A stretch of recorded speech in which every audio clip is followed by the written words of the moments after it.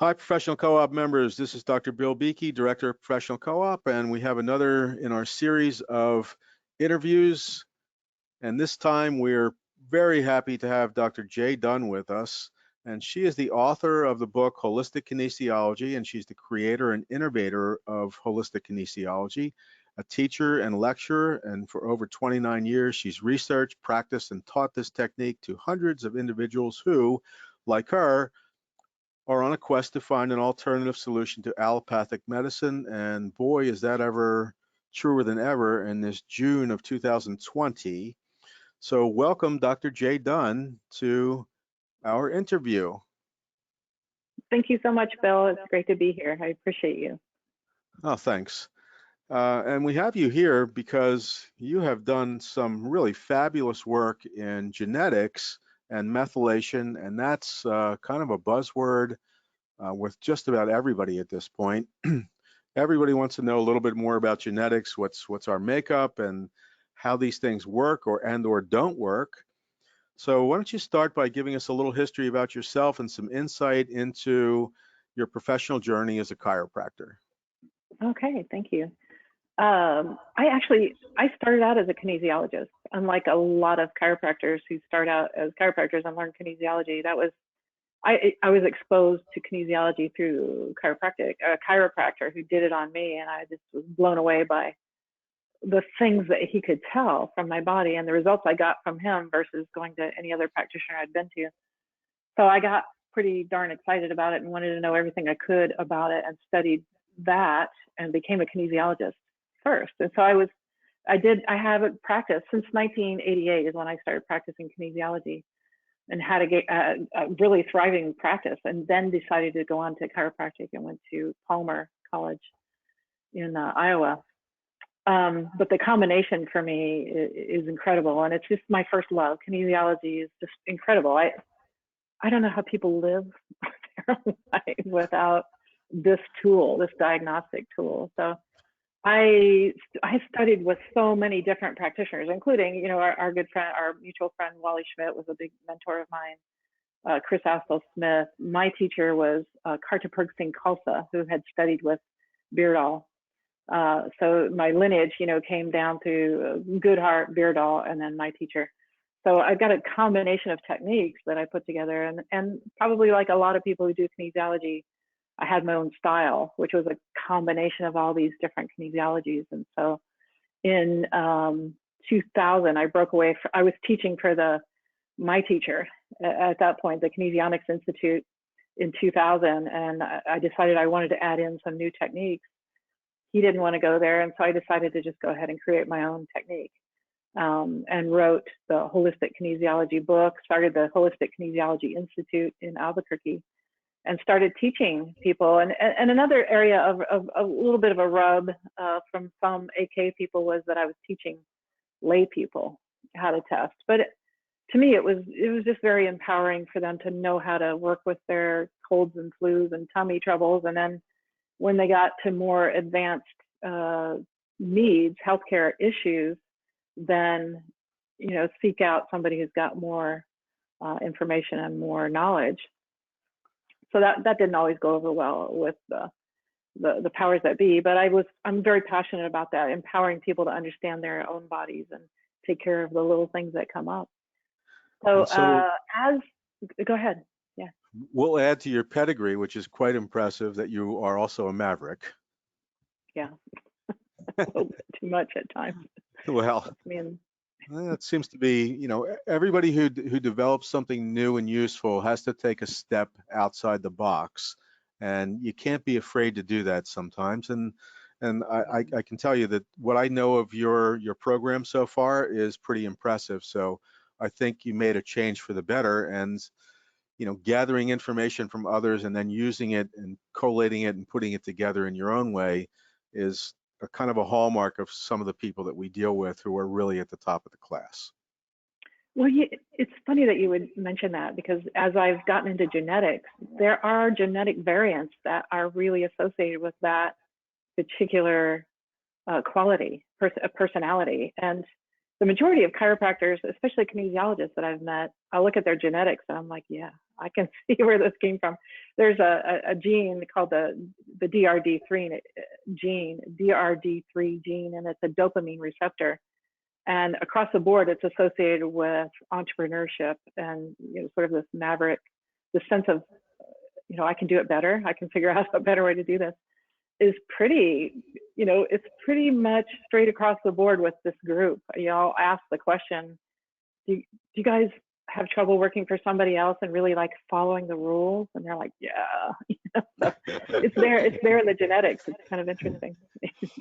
Well, we'll get to a little bit more of that shortly here, but genetics and methylation have been your forte for quite a few years now. And was there a mentor or an inspiration that brought you into this sector of medicine? Well, that's a good question. It was looking for better answers that brought me into it. I still had, you know, some patients. I had a lot of techniques in my bag that are amazing, and I was getting some incredible results. My practice was, I had a waiting list practice. You know, people waited sometimes a year to get in, but I still, you know, I questioned, like, what am I missing? There are still people I'm not getting well, and myself included. The chronic fatigue syndrome that I had, you know, a lot of people didn't know I had it, and lifelong depression that I had, that I concealed very well, followed me around and made me wonder, like, what am I missing? There's a piece missing. And, you know, genetics was, you know, as you kind of mentioned or alluded to, genetics was hard to get our head around because it was, you know, we didn't know how to work with it. We knew that it was there and it was probably, okay, well, it's got to be genetic, and we just kind of pushed it aside. But since the advent of the Genome Project, we started to know how to work with this. And Amy Yasko, I studied her work. Rich von Konynenberg was one of the first videos I watched that just blew my mind. And I was like, wow, this is it. This is the missing piece. I knew it was. I got chills. You know, I know when I'm on the right track when I get chills. And I was like, yes. You know, it just spoke to me about the patients I wasn't getting anywhere with. It spoke to me about my own chronic fatigue syndrome, my own depression, and I was like, I gotta figure out how to do this. So I put together the kinesiology, you know, all the biochemical work that I've been studying. I studied at the Institute for Functional Medicine. I used that knowledge. Chris Haskell Smith, I had learned a ton of biochemistry and kinesiology from him, and started to stick it all together and in, you know, a combination of kinesiology, biochemistry, genetics, and this thing started to happen. And it was like, wow, we can really get in there. We can get in there with the kinesiology and understand how it relates to nutrition and diet. And, you know, we can really make some changes with just supplements and diet changes, and it changes the genome, or it changes the expression of the genome, which is epigenetics. So I started to come alive, and my results were stunning as I went to this new level of kind of digging into what I consider a deeper root cause than we'd ever gotten to before. So I think we can interject a pretty simple example here for folks to get an understanding, and that's with the VDR gene that I think we both share. That's a vitamin D receptor mutation, and you know, we both live in Florida. You're blessed to live in the Florida Keys at this point. Congratulations for that. But we tend to get a lot of sunlight, and you know, we probably are both taking vitamin D supplements.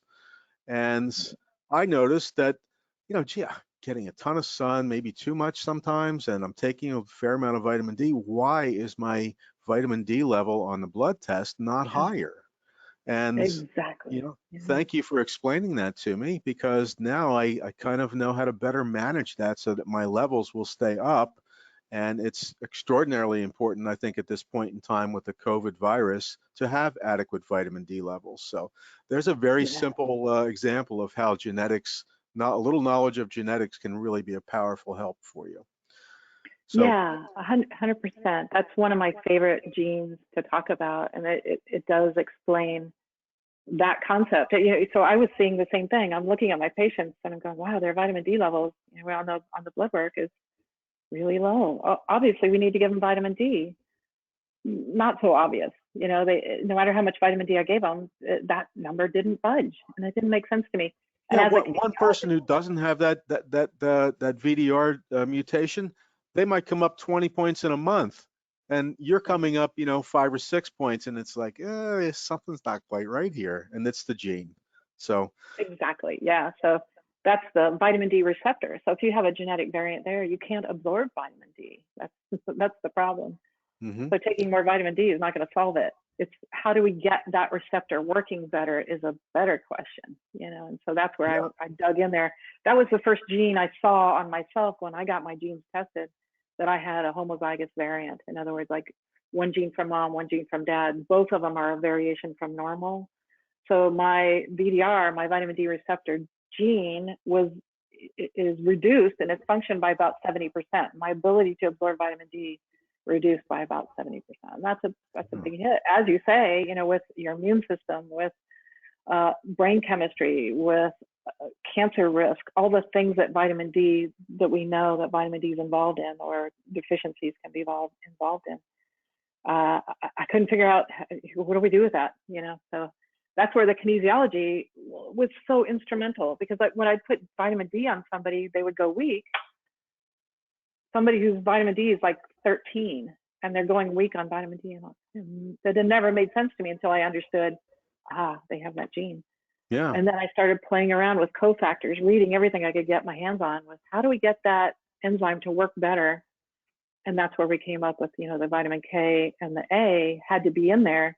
And then vitamin D tested good. And then when they took them in combination, suddenly their vitamin D levels, really went up. So it was like, wow. And here's the cool thing, Bill, I'll keep it short, but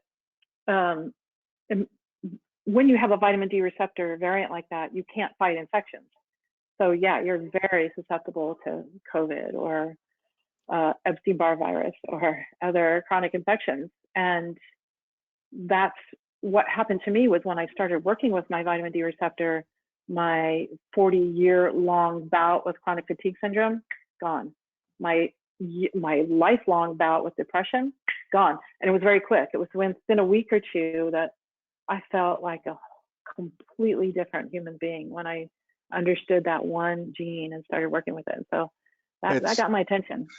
It's almost like somebody discovering fire, isn't it? Yeah, totally. Yeah. Really, yeah.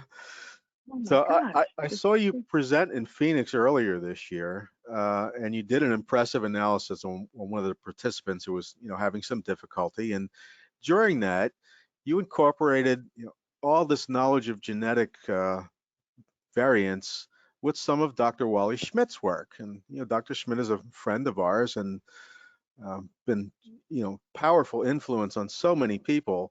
So how did you come up with that combination of methods, and what's the value of this kind of conflation of technique? That's a really good question. I think, it's hard to really put into words, but he was a big mentor of mine, and it was really cool because I got to listen to him when he would come to New Mexico. He would do the Ski with Wally seminars up in Taos, and only about 5 people would show up. I'm like, oh my God, this is like a world-class presenter. There's 5 people here. You got some really quality one-on-one time with Wally, and you got some secrets that probably the big groups didn't get. And so it just became a part of who I was, how I practiced, the injury recall techniques, and the not verifying muscle testing with muscle testing, and the biochemistry that he taught me. That was all like just, I just couldn't get enough of that. So I can't help but, it's there. It's, it's just there in my physiology, so that when I go to look at how do we work with genetics, I can't help but incorporate that kind of knowledge into how do we verify what we're seeing with the genes, and how do we use kinesiology to test for the presence of a genetic variant. So I'm not sure I can put into exact words how that worked in there, but he deserves a lot of credit for my education. Well, I can tell you that was a very impressive analysis of that patient, and I can also tell you that Dr. Schmidt was pretty happy and impressed with it. So because we were talking during and after that, so congratulations on getting that put together. Can you tell us a little bit about some of the other things you created in conjunction with your genetic program? I know you've got a lot of different moving parts to this, And you've Yeah. designed this interactive chart, which I've seen and used to a certain extent. Can you tell us a little bit about that? Because I think that's some powerful tool and very innovative. So let's hear a little bit about that. Thank you. Okay. Thank you. Yeah. It was really it was a learning tool for me. You know, I started to look at these pathways. Methylation. I didn't even know what that was when I first started this. What is methylation? And I started digging into it, and what I realized was that it wasn't something that was covered in our education. I knew about the Krebs cycle. I knew about electron transport chain, detox pathways a little bit, but like, wow, how does I looked at Amy Yasko's map first, and then started expanding on it, put in Wally's work, put in Dr. Axel Smith's work, and this thing came alive. And I was like, I don't have a very good memory. I'm not one of those photographic memories. So I wanted to create a learning tool that could remind me, what's that molecule do? What does that gene do? So it's each piece of this pathway, you click on it, it'll pop open, and it'll give you an explanation of what it is. What does tryptophan do, and how does it turn into dopamine? What is dopamine, and how does it turn into adrenaline? What enzyme is involved? What genetic variant? It's all in there. And so when you pop open these balloons, let's say you're working with a VDR, you click on the VDR, you can kind of see that map there in that picture. You click on the purple balloon, it'll open up, and it'll give you this description of the vitamin D receptor variants are associated with these particular disease processes or risks of disease processes if you inherit that. This is your kinesiology challenge. These are the nutrients that you can use to kind of work with it. So it's an incredible amount of information in there, and it keeps growing. Every day I work on it because I love it. It was meant for me, but all the doctors are like, that would be cool. It turns out, it's a great practice tool for a lot of people. So as they're working on a patient, they go, what's that VDR? You're telling me I have a VDR? What does it do? Bam, they pop open that balloon, and then there's a description right there of everything that it's associated with. So it's become a labor of love, and it's been about 6 years of working at it almost daily. I'll tweak it, add more information in there. And this is one thing I wanted to work with you on. I want to add the blood work in there. So if it's a vitamin D receptor, obviously you want to check, your vitamin D levels. And so you and I talked about maybe doing a panel that fit, this information, and it could give you yes, and direct feedback. I'm going to contribute everything I can to this effort because I think it's an absolutely astoundingly good and useful tool. And by the way, this is Dr. Dunn here teaching, as she's done so often. And this is this chart she's designed, and this thing lives, folks. It does things. It opens up and expands, and it relates to one another. It's really an amazing, innovative piece of information that she's put together. So I highly recommend that we do a little bit more with this. And you can find more about Dr. Dunn here at holisticmethylation.com. And this is her very stylish logo that she has on her website, done with the double helix there, really nicely done. So congratulations on all of those things. And let me just go back for a second because I did fail to, I think, give our disclaimer here that this should not be taken as medical advice, and it's left to your responsibility to decide whether it's appropriate for your use and that sort of thing. So please be aware of that, and let's get back to some more interesting stuff. Maybe you can tell us, we already heard a little bit, but maybe a couple of your favorite genetic snippets that you find interesting and love to work with. Yeah, you mentioned metabolic syndrome, and this is a big kind of piece of what we work with, the underlying causes of that. And really it comes down to the Krebs cycle and the electron transport chain. So I really love working in this area because this is where, weight gain happens. This is where, the blood sugar imbalances happen. This is where energy, is just, fatigue is our number one thing that we get in our office, complaints of fatigue. So understanding that entire pathway, how, gluconeogenesis and glycolysis, how does our body take nutrients in and make energy out of it? If there are genetic variants anywhere along that pathway, you're going to have weight gain and fatigue. So this is where epigenetics really comes in too, where our environment can have a real effect on our ability to make energy through mitochondria. So this is an area that I am madly in love with and madly, trying to figure out to the best of my knowledge how to work with that, because I think it's huge. Diabetes, metabolic syndrome, as you mentioned, blood sugar issues of all kinds, insulin resistance I think it's our number one killer. It's associated with, cancer and diabetes and et cetera. You could probably go on and on about that. Let's be factual here. 30% of the adult population in America has definable metabolic syndrome, and there's a whole lot of others that have pieces of it going in the wrong direction.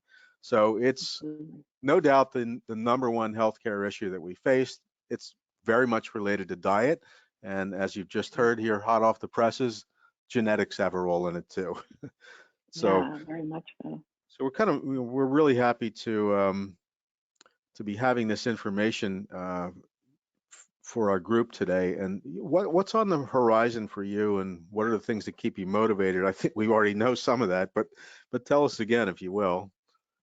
Yeah, well, this my next big project that I'm super stoked about is called My Happy Genes. And because my brain chemistry was an issue for my entire life, and it was so dramatic a change from always depressed and always working on my attitude and trying to be happy, trying to have a good attitude, to I don't have to work at it anymore. My brain chemistry is so balanced that I stay in Happyville, which is a much better place to be. I created a program called My Happy Genes, and it's really trying to focus on people's brain chemistry issues. So anxiety, depression, ADD, PTSD, addictions. We're seeing incredible incredible results with getting people unaddicted. It's stunning when you get their brain chemistry balanced through understanding methylation and the related pathways, including VDR is one big one here. When you flood the brain with dopamine, you no longer have those cravings. So I'm very, very excited about this piece, and we're rolling it out to the general public. But we also have a practitioner's portal where the treating of that, this will give you information like you're at high risk for PTSD, or you're at high risk for opioid addiction, or you're at high risk for depression. Those are your genetics. That doesn't mean you're doomed. We're going to send you to a practitioner who's well versed in this, and the rest of the program spits out a diet based on your genetics and supplementation based on your genetics. And so this is going to bring my work into accessible to people who don't do muscle testing. So what I tried to do is this algorithm of, you got the genes, you got what they call hub genes that are in your biochemistry that we just talked about, your glycolysis or methylation or detox, and a symptom questionnaire. So if you have a gene that you've inherited a variant in, it doesn't mean you're doomed to whatever that is associated with. Not at all. Your diet, lifestyle, everything has a chance to modify that expression. So we look at, are you expressing that gene? Do you have insulin resistance? Do you have blood sugar issues? Do you have depression? Do you have fatigue? We calculate all those symptoms that point to a particular pathway, and then it'll spit out supplement recommendations. So it's going to be very turnkey for doctors that want to do the genetic stuff. They just don't have the time. They don't have the time to study this, to get into the interactive chart or really dig in deep here. It's pretty dense. It's a dense topic. Like biochemistry and genetics themselves are really dense. So it's a turnkey approach. It's like I downloaded my brain into a software program. Got these great programmers who put all these algorithms in, and eventually I want to put the blood work in there too, Bill. Well, that sounds like an amazing project and an amazing goal. So thank you for sharing your thoughts on that, and congratulations on coming to the point where you feel you can put all this together, because it's powerful stuff, and we all need really awesome teachers like you've had in your life and I've had in mine. And I think you've become that for this sector of the genetic issues, and lots of people need and want to know more. So we're going to hope that you'll do some sharing on webinars for us. I would love to, yeah. And a lot of other places as well, because I think what you have here is something that really needs to be shared. And let me get to the most important and most asked question that we have here. Very important. And what does the J stand for? in J. Ann Dunn. I knew you were going to ask that. That's my real name. That's what I got. I was born with that. So my mom wanted to name me Jan after her best friend. My dad wanted to name me Jackie after my mom, and they could never agree. So they just gave me the J on my birth certificate, and it gets kicked out. And people are always asking me, "What's your real name?" It's okay, you can tell me. No, that's it. That's all I got. So the mystery has been solved, folks. Mystery no more. Thank you for letting us know that, Jay. Yeah. Anything else you'd like to share? Gosh, I don't know. If you want to learn more, holisticmethylation.com, we got a bunch of webinars we've done there. So if you're interested in, an overview of methylation or the VDR that we just talked about, or some of the other genes that you asked about, one of them is comp MAO, has a lot to do with personality. There's a webinar on that. There's a webinar on this electron transport chain and Krebs cycle there that really explains how you can have genetic variance in turning your food into energy, essentially. So lots of learning there, and go on My Happy Genes and see if it appeals to you. And I would love to come back and do more with this, Bill. I appreciate you so much. This series has been really educational and interesting, and I think you're doing it out of the kindness of your heart. So thank you so much. Thank you for that. It's all about sharing the information, and I just hope people take advantage of this. And you just heard that there are some things you can watch for free that Dr. Dunn will allow you to watch, and I think that's a pretty amazing offer. So thank you so much for sharing all of this and your experiences and insight. We love and appreciate you, and hope that you will do more with us, and keep on doing what you're doing, because it's helping a lot of people and it's great work. So thank you very much, Dr. J. Dunn. Thank you so much, Bill. This has been fun. And we'll see you again sometime soon. Thank you for watching, Professional Co-op members, and have a wonderful and healthy day. Thank you. You too.